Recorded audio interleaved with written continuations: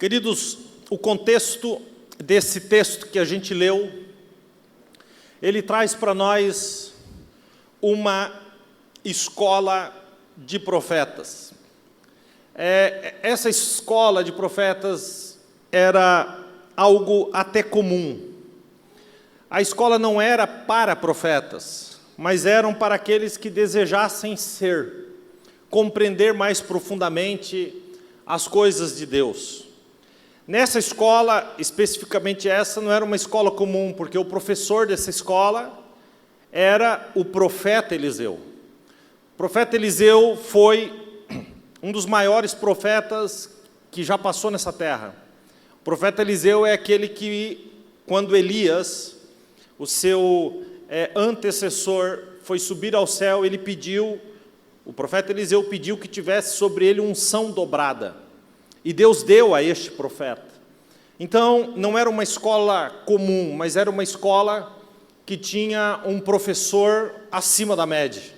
Simplesmente a maior referência espiritual desde então.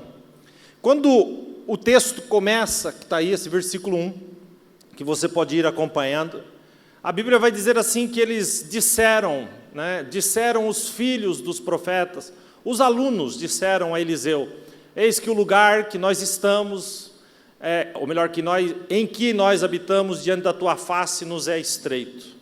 A conversa é simples. A escola, ela ficou pequena. A escola já não comportava mais a quantidade de alunos. O lugar que fez com que eles crescessem, agora precisava crescer. É mais ou menos assim, fazer crescer o lugar que me faz crescer. Grave essa frase. Eu faço crescer o lugar que me faz crescer.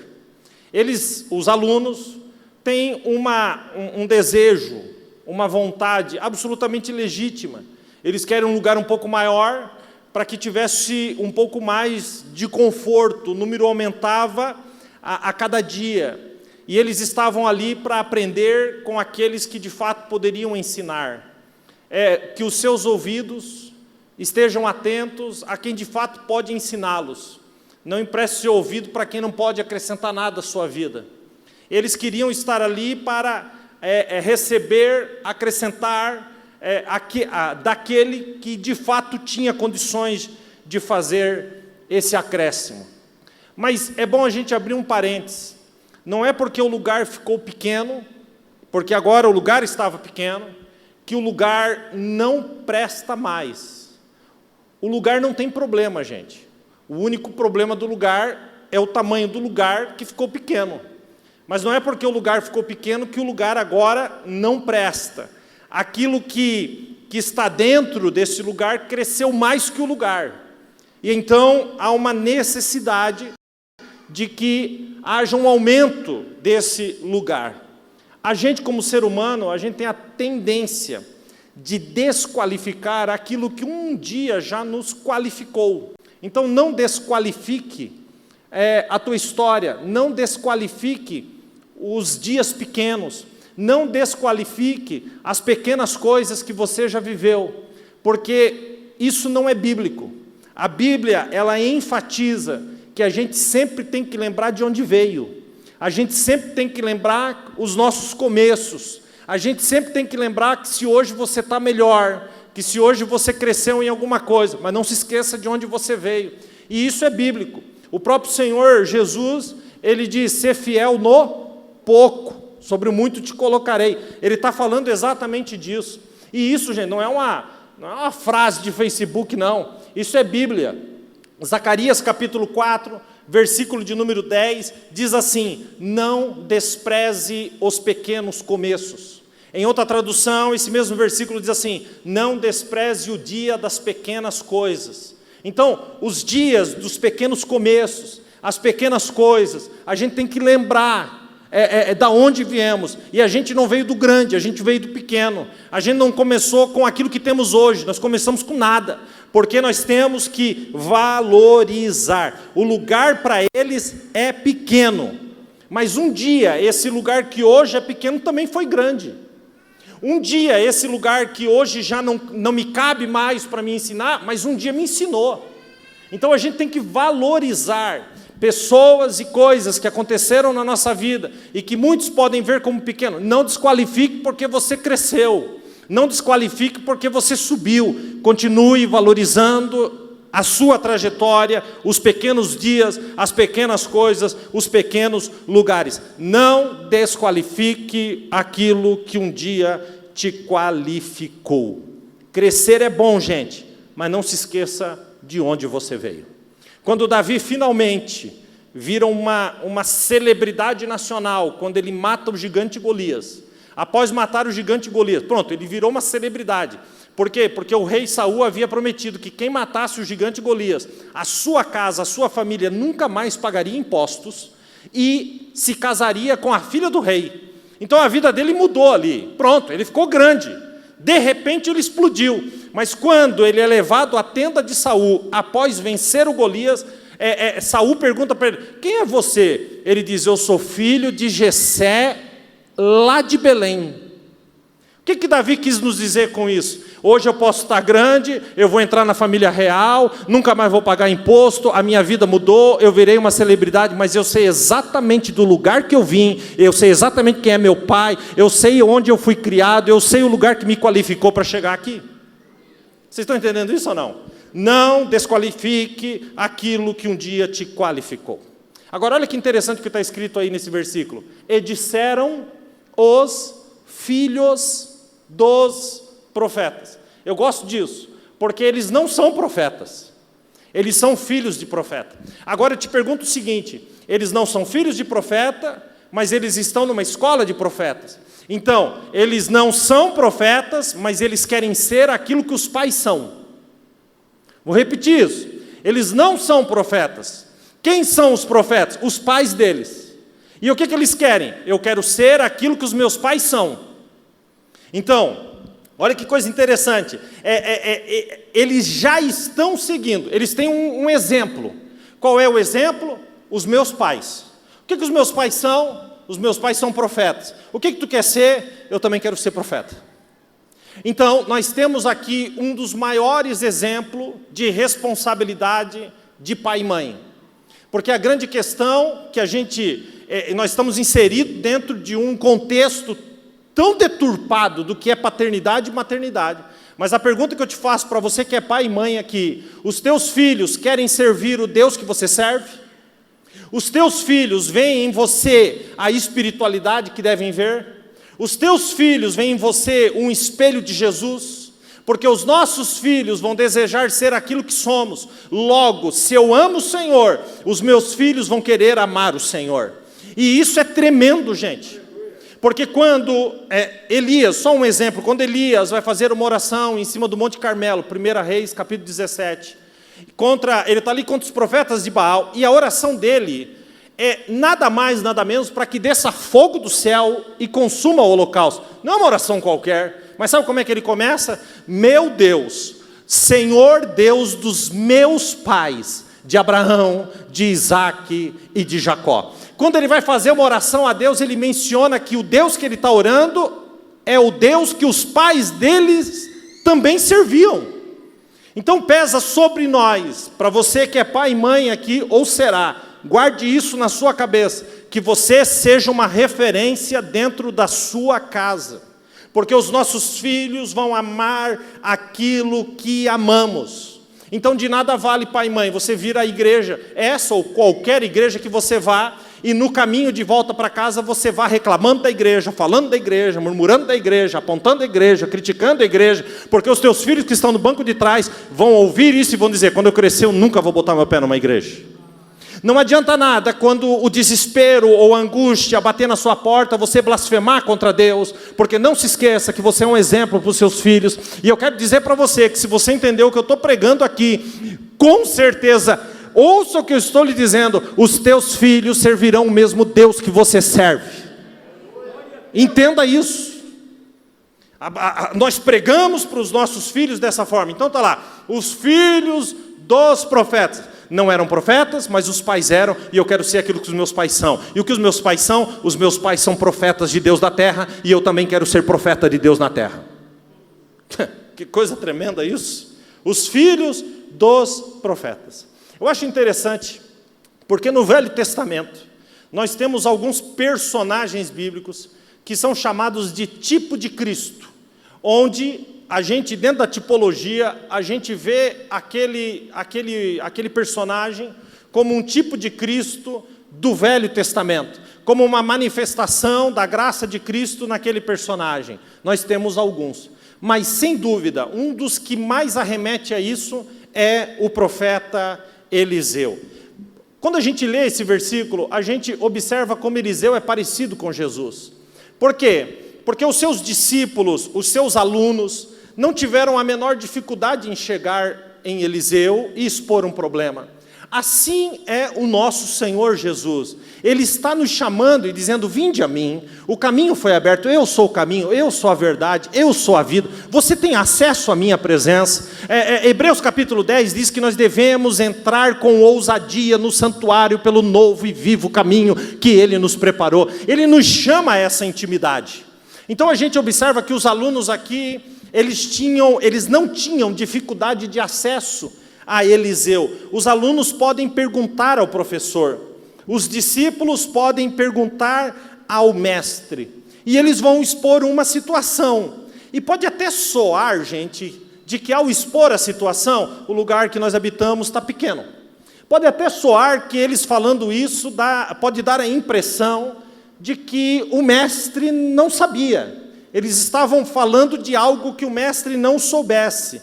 Mas observe o texto: eis que o lugar em que nós habitamos habitamos diante da tua face, nos é estreito, nos é pequeno. Então, peraí, o problema está diante da face do mestre. Os alunos estão falando do problema, mas também está diante da face do mestre. O que significa dizer que o mestre estava vendo. O mestre viu que o lugar ficou pequeno. Mas aí vem uma pergunta na nossa alma. Se o mestre viu que ficou pequeno, por que não resolveu? Por que não fez absolutamente nada? Aí a gente descobre que o lugar pode até ser estreito para quem está aprendendo, mas não é estreito para quem está ensinando.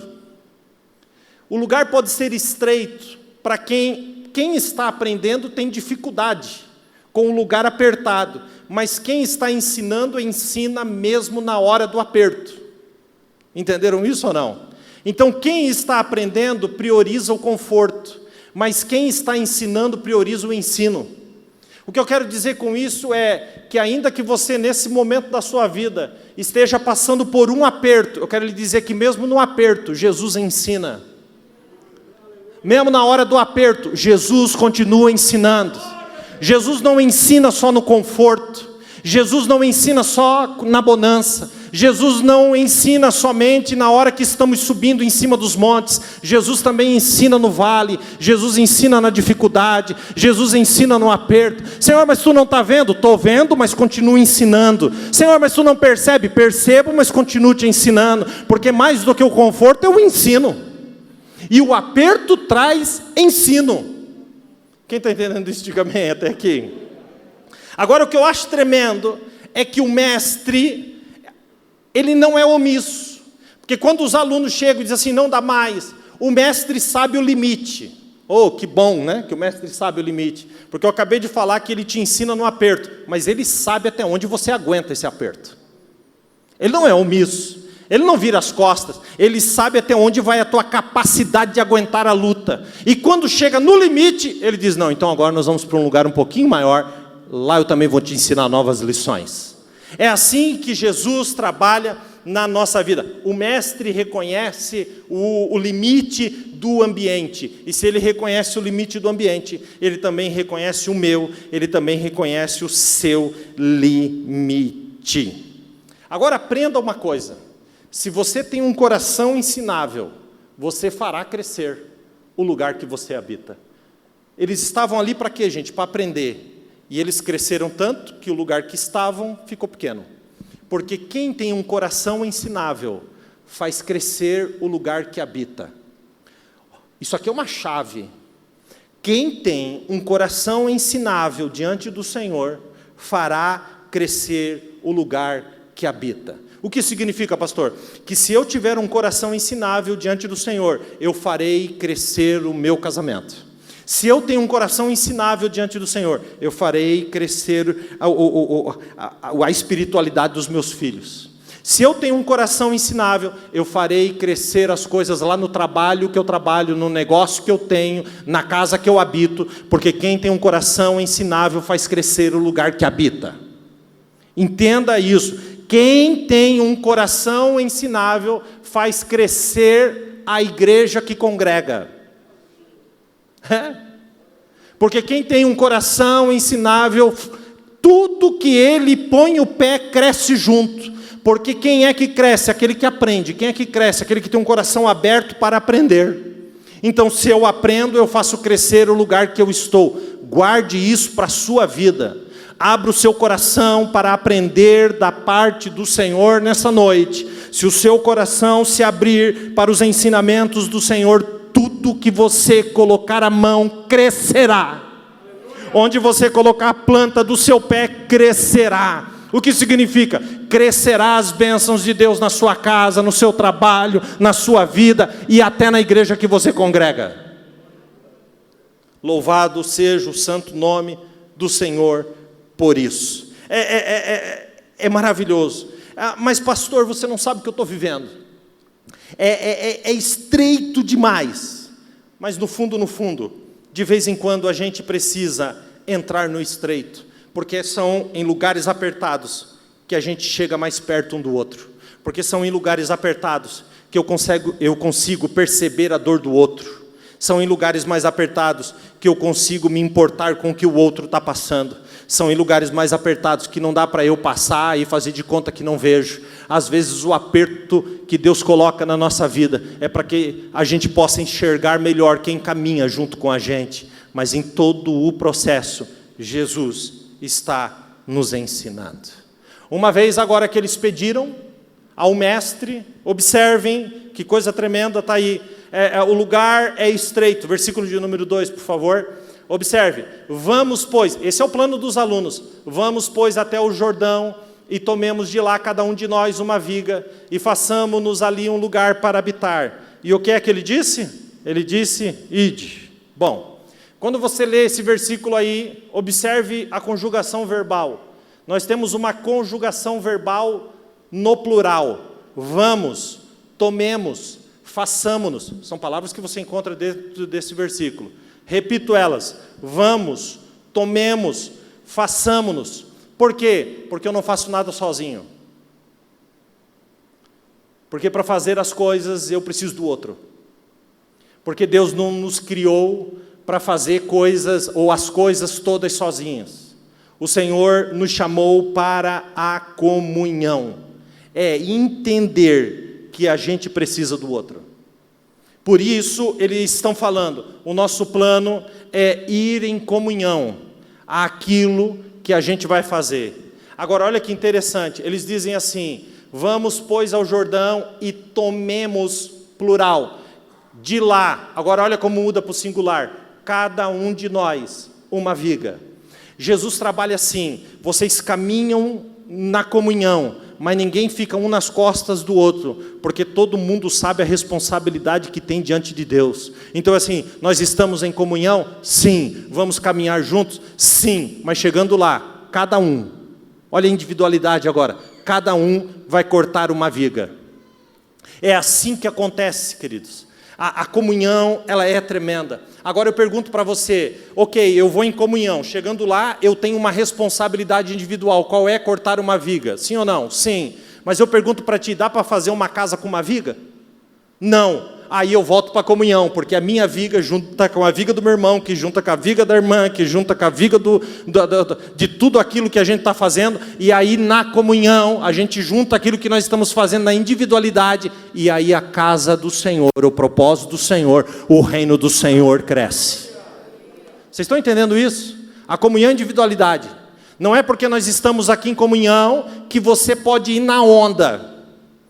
Não é porque nós estamos em comunhão que você pode ir caminhando, se escondendo no meio do povo. Não, estamos em comunhão sim, caminhamos juntos sim, mas cada um de nós tem uma responsabilidade individual diante do Senhor. A gente tem que entender que igreja é corpo.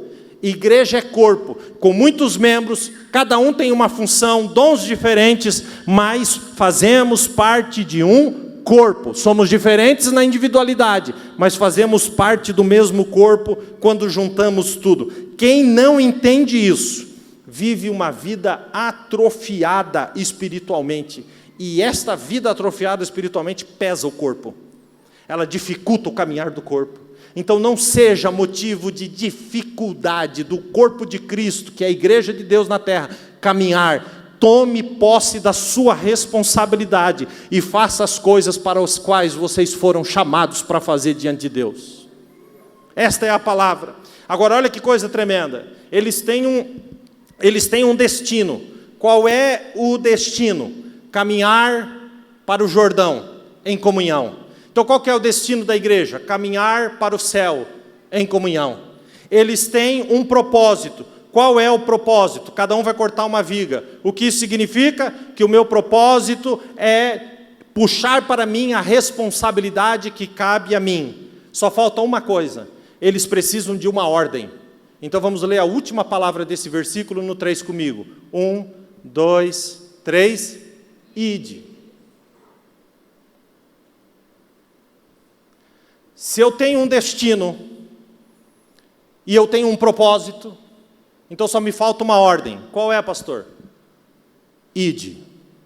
E quando a gente olha para o Velho Testamento, Jesus diz assim, ide por todo mundo, e pregai o Evangelho a toda criatura.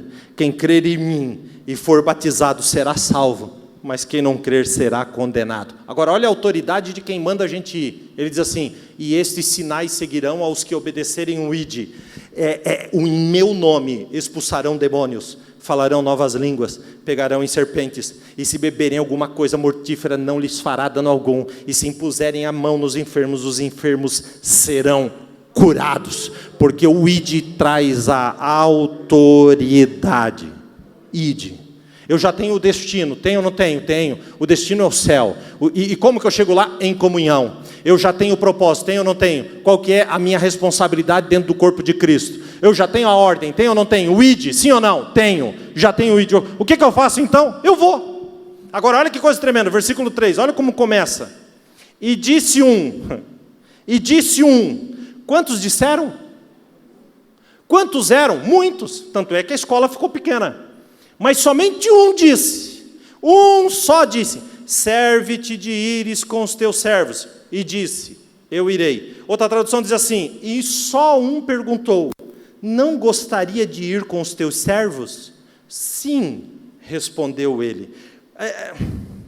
Isso aqui, gente, é uma coisa tremenda. Porque quando ele deu a ordem, ide, começou a sair os alunos, vamos embora, vamos lá. Nós já temos o destino, nós já temos o propósito, está tudo certo. Mas um deles parou e falou assim, mas espera aí. Mais importante do que o destino, mais importante do que o propósito, mais importante do que a ordem, é ele ir com a gente. Mais importante do que ter um destino, mais importante do que estar indo para o céu, gente. Mais importante do que ter um propósito na terra, mais importante do que receber uma ordem, é a presença dele comigo em todos os momentos. Então ele disse, um só levantou e disse assim, ei, o senhor não poderia ir com a gente? E imediatamente, o que ele respondeu? Imediatamente, é como se ele tivesse dito, ide, e ficou assim, ó, será que alguém vai perceber? Não. Será que alguém vai perceber que eu tenho que ir junto? Será que alguém vai querer caminhar junto comigo? Será que alguém vai querer me levar? Quando um diz, o senhor não vai com a gente não? Imediatamente ele diz assim, eu irei. É bate pronto. Ele estava esperando. Gente, Jesus está esperando uma palavra de oração da nossa boca, dizendo: o Senhor não quer ir comigo para casa hoje não? O Senhor não quer ir comigo para o trabalho amanhã não? O Senhor não quer caminhar junto comigo em todos os momentos não? Jesus está esperando este convite. E sabe qual que é a resposta de Jesus? Eu já te dou aqui. A resposta é: eu irei. Eu vou. Eu vou. Eu quero ir junto. Aí a gente volta agora em Mateus 28, 19, e está lá a mesma comissão, Jesus dizendo assim, ó: portanto ide, fazei discípulos em todas as nações, batizando em nome do Pai, do Filho e do Espírito Santo. Olha agora, ensinando-as a guardar todas as coisas que eu vos tenho mandado. Aí ele diz assim: e eis que estou convosco todos os dias, até a consumação dos séculos. Então ele é aquele que aponta o destino, ele é aquele que aponta o propósito, ele é aquele que diz assim: eu estarei contigo em todos os momentos. Todos os momentos, não importam qual seja, porque aquele que dá a ordem caminha comigo. Oh, coisa boa, oh, tremendo. Serve-te, está aí no versículo, de ires com os teus servos. Aí eu parei e falei assim: ué, mas não era filho de profeta? Mas quando Jesus começa a caminhar junto, já é promovido de filho de profeta para servo. É filho de profeta, está agarrado com a fé do pai, da mãe, mas agora muda a história quando olha para mim e diz assim: eu vou direto na tua presença, caminha comigo, vira servo na hora. Vira servo na hora. Serve-te de ires com os teus servos. Quem lembra da semana passada? Quem não vive para servir? Quem não vive para servir, não serve para viver. Ele responde: sim, eu irei. Agora olha isso, gente.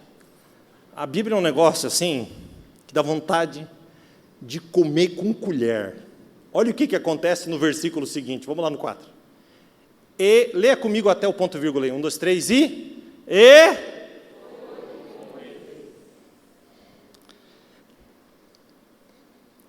e foi com eles. Aí diz assim: chegando eles, porque quem caminha com Jesus vai chegar.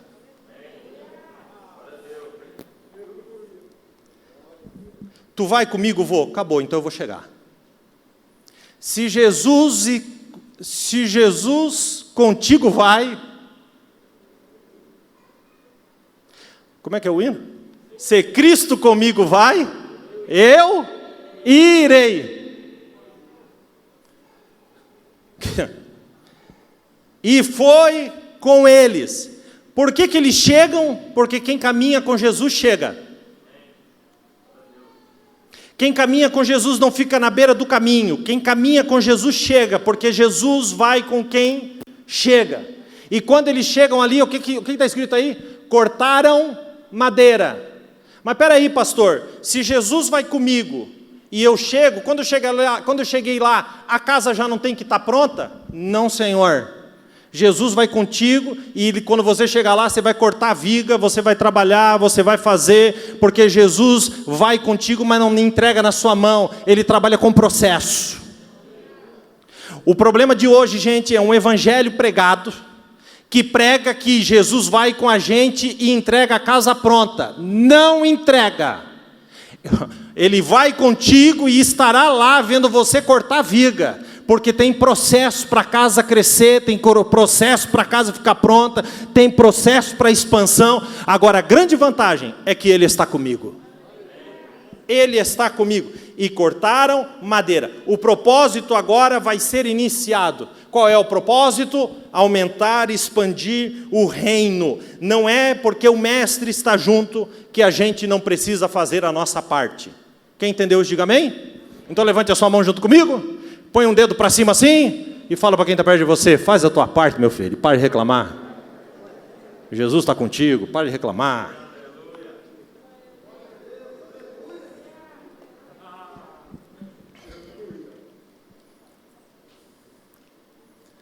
Olha o que diz, pelo amor de Deus. Onde estão os amantes da palavra aqui? Levante a mão. Olha o que acontece nesse versículo 5. E sucedeu o quê? Derrubando um deles uma viga, o ferro caiu na água, e clamou e disse: ai, meu senhor, era emprestado. Bom, vamos lá.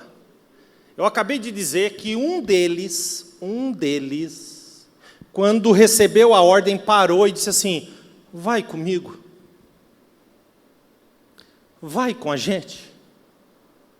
Eu não tenho dúvida que o mesmo foi o que perdeu o machado. Porque está escrito ali, e derrubando um deles de novo. Eu não tenho dúvida de que é o que perdeu o machado é o mesmo que pediu para o mestre junto. Pastor, por que o senhor não tem dúvida? Porque só quem pediu para Jesus caminhar junto, quando alguma tragédia acontecer, vai gritar como ele gritou: ai, meu Senhor. Por que ele disse: ai, meu Senhor? Porque fui eu que convidei ele para vir. Ele está aqui junto comigo, então eu posso chorar para ele. O mesmo que convida é o mesmo que perde. O que significa dizer que o que Jesus diz em João 16:33 é a mais pura verdade. No mundo tereis aflições, mas tem de bom ânimo, eu já venci o mundo. Eu estou junto com você em todos os momentos.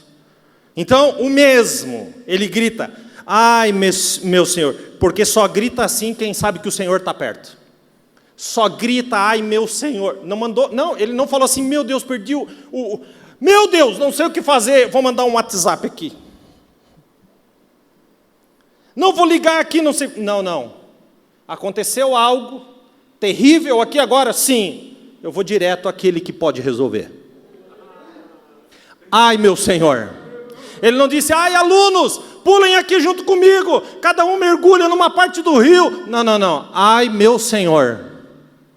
Ai é a dor, é a tristeza, é a angústia na alma. Ai, mas ele continua e diz: ai, meu Senhor. Ele tem comunhão com este Senhor. O ferro do machado, gente, o cabo ficou na mão dele. O ferro do machado caiu dentro do rio. E eu pergunto para vocês: a culpa foi dele? Não. A culpa foi de quem emprestou. Por quê, pastor? Porque o cabo do machado não prestava. E o ferro do machado só solta do cabo se o cabo não for bom. Quem aqui conhece ferramenta aí? Quem aqui conhece enxada? Levanta a mão. Não precisa ter vergonha não, velho. Eu sei que tu veio da roça. Quem conhece aqui marreta? Quem conhece ferramenta com cabo de madeira? Levanta a mão. O que acontece quando o cabo não presta? Você vai e mete um prego dentro do cabo. Pum! O cabo abre sim ou não? Aí você bate, cai de novo. O que você faz? Ui, mas esse cabo... Aí bota ali, aí bate uma cunha. Pá! Depois bate outra, e vai. Agora eu pergunto para quem já usou uma ferramenta com cabo: tem coisa que dá mais raiva na gente do que a ferramenta soltar do cabo? Não tem. Quando você diz assim: agora eu vou avançar, agora eu vou fazer, agora eu vou derrubar essa parede, agora eu vou capinar esse terreno. Aí o que acontece? Solta o cabo, e solta o cabo, e solta o cabo, e solta o cabo. Aí você chega em casa e diz assim: mas eu sou... Olha. Chega uma hora que o cabo não dá mais. Então a culpa não é dele. A culpa é daquele que colocou um cabo que não presta numa ferramenta tão importante. Então não desqualifique o homem que perdeu o machado. Por quê? Porque você leu o texto, e sucedeu que, derrubando um deles uma viga, o ferro caiu na água. Antes do ferro cair na água, ele já tinha derrubado uma viga. Então ele só perdeu o machado porque ele estava fazendo. Só perde o machado quem está fazendo. Só perde o machado quem está cumprindo o propósito. Então não se preocupe se o machado caiu na água, porque aquele que te deu o propósito, que te mostrou o destino, está junto com você. Ele não perdeu, gente, o machado murmurando. Ele não perdeu o machado criticando. Ele não perdeu o machado apontando. Ele não perdeu o machado reclamando. Ele perdeu o machado cumprindo o propósito. E quem perde o machado cumprindo o propósito, Jesus está presente. Essa que é a grande realidade. Talvez alguém tenha gritado lá, dos alunos: você foi irresponsável, você emprestou esse machado, você foi irresponsável porque você poderia ter visto, você poderia ter feito desse jeito, por que você foi trabalhar com esse machado tão perto do rio? Poderiam ter criticado ele de todas as formas, mas ninguém olhou e disse assim: peraí, a viga dele já está no chão, a nossa ainda não. Porque só perde o machado quem já está cumprindo o propósito. Só recebe crítica quem se propõe a cumprir um propósito. Não quer ser criticado? Então tome este comprimido na sua vida. Não faça nada. Não cumpra propósito, não caminhe para destino, que ninguém te critica. Mas aqueles que tomam posse da ordem do ID, esses serão criticados. Mas não importa quem critica, importa quem está comigo. Ai, meu Senhor, ai, meu Senhor, ai, meu Senhor. Ele não clamou para quem estava perto, ele clamou para o Senhor. Clame para Deus, porque Deus tem resposta. Agora, olha que coisa linda que vai acontecer. No próximo versículo: e disse o homem de Deus: onde caiu? E mostrando-lhe ele o lugar, cortou um pau, lançou ali e fez flutuar o... Porque Jesus não desqualifica, porque Jesus não destrói, porque Jesus resolve. Então, a pergunta é: onde caiu? Não, mas que é o seguinte, a culpa não foi minha, foi do cabo. Não estou perguntando do cabo, estou perguntando onde caiu. Não, é que a culpa é de quem torceu para que isso acontecesse. Não, a pergunta é: onde caiu? Talvez a tentativa dele fosse dizer: eu estava indo super bem, eu já tinha até cortado uma viga, o negócio estava caminhando, eu estava trabalhando, eu estava cumprindo o propósito, eu estava em caminho ao destino. Mas a voz de Jesus é: onde caiu? Onde caiu? Você lembra onde caiu? Você sabe onde caiu? Você sabe em que momento o propósito foi por água abaixo? Você sabe em que momento aconteceu? E quanto mais tempo passa, parece que mais longe eu fico de me lembrar onde foi que aconteceu. Onde caiu? Onde caiu? Lembra? Você lembra onde caiu? É a pergunta dele. E o mesmo Jesus, séculos depois, em Apocalipse capítulo 2, versículo 4 e 5, ele vai falar com a igreja de Éfeso e diz assim: tenho, porém, contra ti que deixastes as primeiras obras. Lembra-te de onde caíste e volta a praticar o primeiro amor. Lembra-te de onde caíste. Onde caiu? A pergunta de Jesus é: o que aconteceu? Até ontem você derrubava vigas. Até ontem você amava a minha obra. Até ontem você fazia e acontecia. Mas de repente, no percurso, algo aconteceu, o propósito foi por água abaixo, pessoas te criticaram, mas Jesus entra aqui nessa noite, gente, eu tenho convicção do que falo, para fazer só uma pergunta. Ele não quer a tua explicação, ele não quer saber o que você tem para dizer, ele só quer uma pergunta nessa noite. Qual é? Onde caiu? Me diga, onde caiu? Onde caiu? Porque a gente sabe onde caiu, o que nos falta é coragem de mostrar. Agora olha o que acontece. Onde caiu? E mostrando-lhe ele o lugar. Eu sei onde caiu, eu vi onde caiu, eu sei exatamente o momento em que o propósito foi por água abaixo, eu sei exatamente o lugar. Então ele vai e mostra o local exato. Por quê? Porque o machado estava na sua mão. E Jesus pergunta: o propósito estava na sua mão, onde caiu? Não precisa fugir, não precisa sair correndo, só me diga onde caiu e eu vou fazer algo absolutamente novo. A maior chave e o maior milagre desse texto está a partir de agora. Cortou um pau e o lançou ali e fez flutuar o ferro. O cabo era ruim. Eu perdi o machado por causa do cabo. O que eles estavam fazendo ali era cortando madeira. Ele já não poderia pegar um pedaço de madeira pronto. Não, a Bíblia diz ali que ele cortou. Por quê?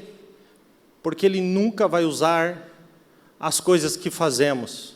Existe uma obra que é só dele. Esta palavra aí, gente, é a mesma palavra que aparece no Velho e no Novo Testamento para falar de madeira e madeiro. É a mesma palavra. É a mesma palavra que aparece em Deuteronômio 21, 23, quando Deus diz: maldito todo aquele que for pendurado no madeiro. É a mesma palavra que aparece em Êxodo, quando Deus manda fazer a Arca da Aliança. Usará madeira de acácia. A Arca da Aliança era uma figura de Cristo. Agora, no Novo Testamento, há uma tradução para o grego, e Paulo vai falar e usar esta mesma palavra. Cristo nos resgatou da maldição da lei, fazendo-se maldição por nós, porque está escrito: maldito todo aquele que for pendurado no madeiro. É a mesma palavra usada por Pedro, em 1 Pedro 2, 24, ele diz assim: porque Jesus levou sobre ele, em seu corpo, os nossos pecados sobre o madeiro. Essa palavra, madeira, madeiro, madeira, madeiro, é a mesma usada aqui.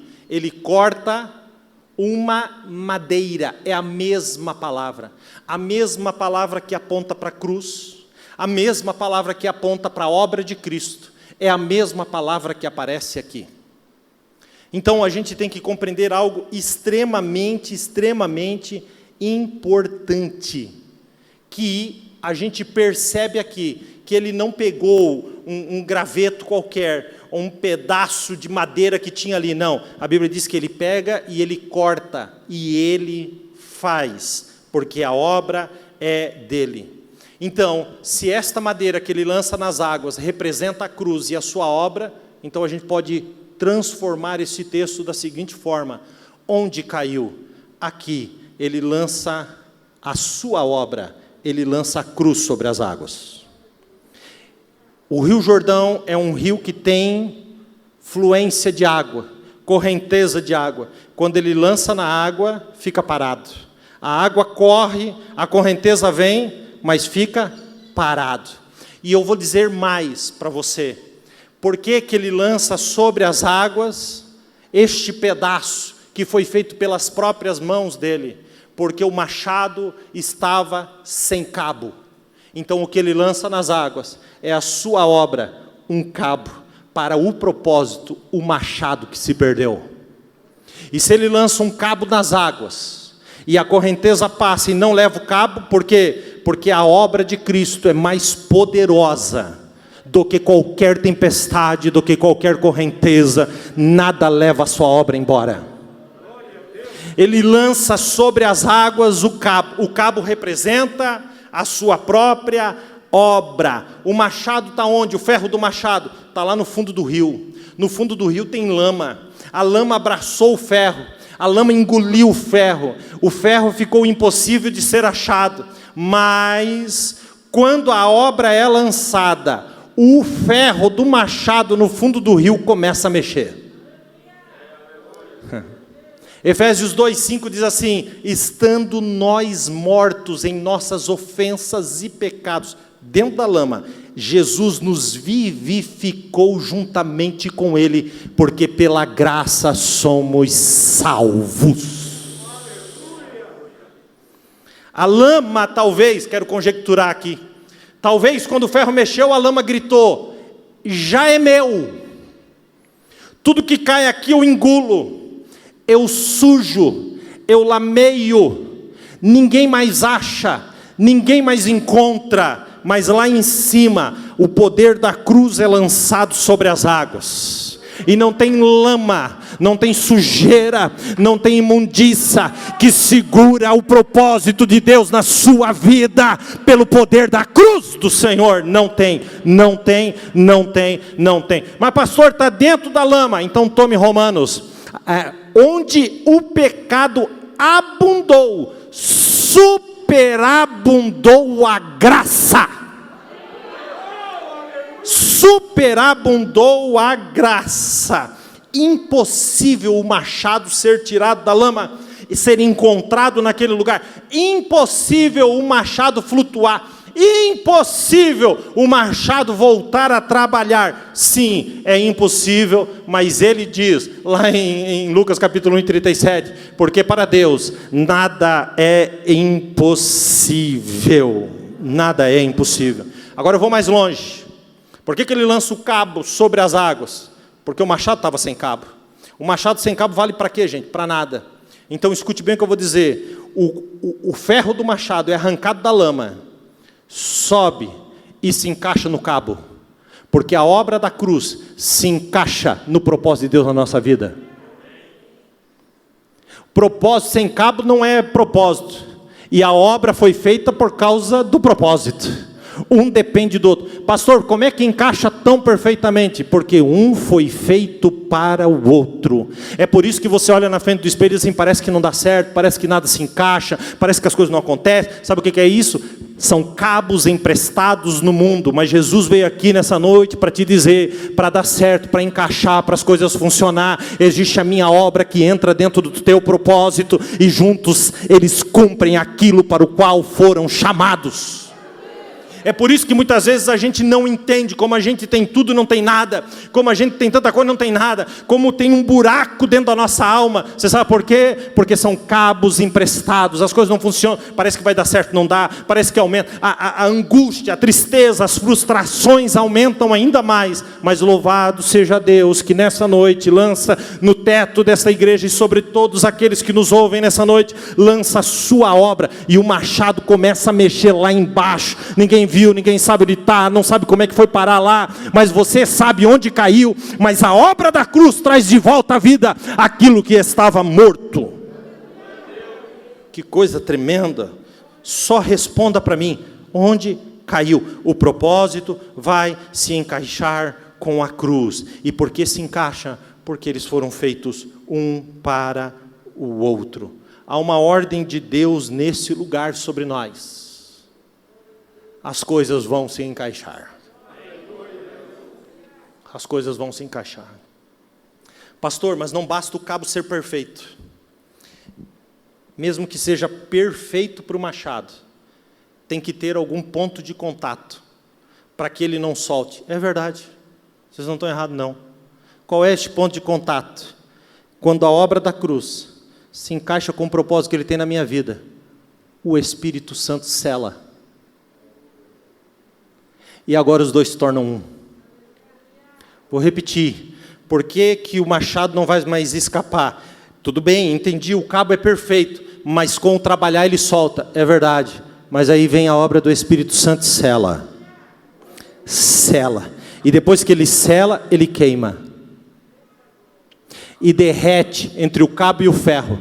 A obra do Espírito derrete. E agora o propósito seu que estava no fundo do rio foi trazido à tona novamente pelo poder da cruz. E a obra da cruz entrou dentro do propósito. E o Espírito Santo nos selou com o Espírito da promessa. Quem entendeu isso, diga glória a Deus. Vai mais longe então e aplauda o santo nome desse Jesus maravilhoso. Pastor, é lindo, é maravilhoso, que coisa tremenda, né? Eu já estou entendendo o que é que está pegando em mim. É verdade, eu até cortava vigas, eu até fazia as coisas, mas de repente as coisas aconteceram, e agora na minha mão só resta um cabo de machado, e o cabo ainda não presta, é um cabo velho. Entendi que a obra do Senhor traz lá do fundo da lama. Agora olha que coisa tremenda. Olha que coisa tremenda. Onde estava o ferro? Enfiado dentro da lama. Então o ferro está sujo, sim ou não? Sim ou não? Só que quando ele é arrancado da lama, ele passa nas águas do rio. E quando ele chega em cima, ele já está limpo. Porque ele nos lava pela lavagem da regeneração. Ele nos arranca da lama, ele nos lava, e a obra encaixa, e o propósito está pronto para ser cumprido na vida de cada um de nós. Pastor, entendi, a obra é dele, foi ele que resgatou, a minha parte foi dizer onde caiu. É isso, pastor? Não, tem só mais um pontinho. E eu vou falar para você de pé, e eu quero que você fique em pé, por favor, nessa noite, em nome de Jesus.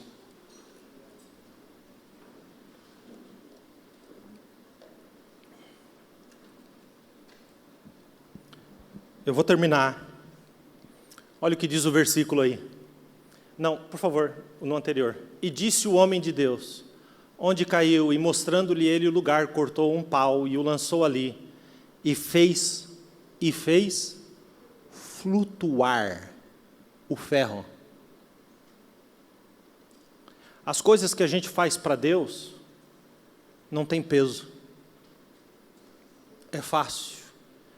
Elas fluem, elas flutuam. Se fazer as coisas para Deus te traz tanto peso, é porque na verdade você está com um cabo velho puxando um pedaço de ferro para cima e para baixo, perdendo ele em fundo de rio. Porque a obra de Deus, ela flutua, ela flui. Ele diz assim, o meu jugo é suave, e o meu fardo é... Então a gente começa a fazer alguma coisa para Deus e parece que aquilo vira um machado velho e pesado. Não, querido. A gente flui, a gente flutua. Eu estava aqui nessa manhã, junto com a equipe aqui. A gente estava aqui, pessoal chegando aí às 9 horas da manhã. Entramos na guerra às 10, saímos meio-dia, o primeiro culto. A gente vai para casa, come rapidinho, descansa um pouco, 5 horas volta. Chegamos aqui, tem gente que quando você chega aqui já está na igreja há mais de 1 hora, preparando tudo, para que você venha. E vai perguntar para essas pessoas se é um peso. Não é. Eu faço para Ele, porque dEle, por Ele e para Ele são todas as coisas. Glória, pois, a Ele eternamente. Amém. Pastor, como é que você aguenta? Aguenta o quê? Não, flutua. Eu não arrasto, eu empurro, eu levo, me traz. O meu propósito está encaixado com a obra daquele que me salvou e me resgatou do fundo da lama, me purificou, me limpou. E eu quero lhes dizer, tem muitas vigas para serem derrubadas. Muitas vigas. Não pesa, não pesa. Agora olha, para a gente terminar, versículo de número 7, e eu termino aqui. E disse, levanta-o. Então ele estendeu a sua mão e o tomou. Outra tradução diz assim, e o mestre disse, pega. E o homem esticou o braço e pegou. Hã? Se ele só esticou o braço, ele não precisou nadar? Não. Então onde estava esse machado? Ele perdeu pertinho.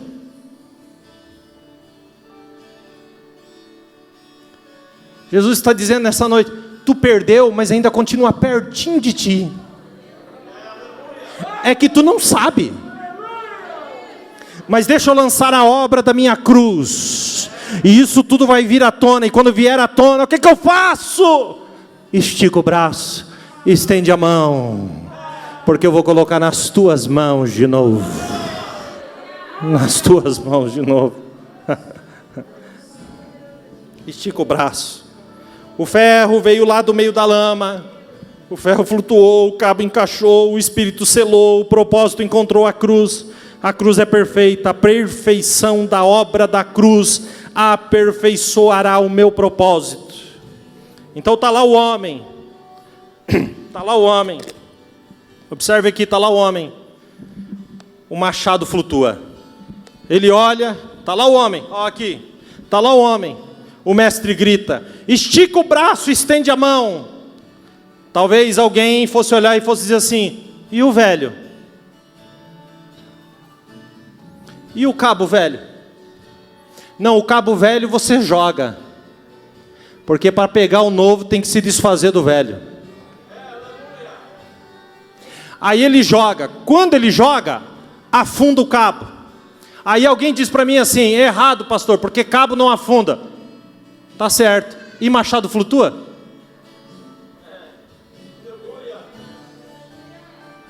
Quando você lança, o Senhor lança uma palavra de Oséias sobre a nossa vida e diz assim: lançarei os teus pecados no mar do esquecimento, e deles não me lembrarei mais.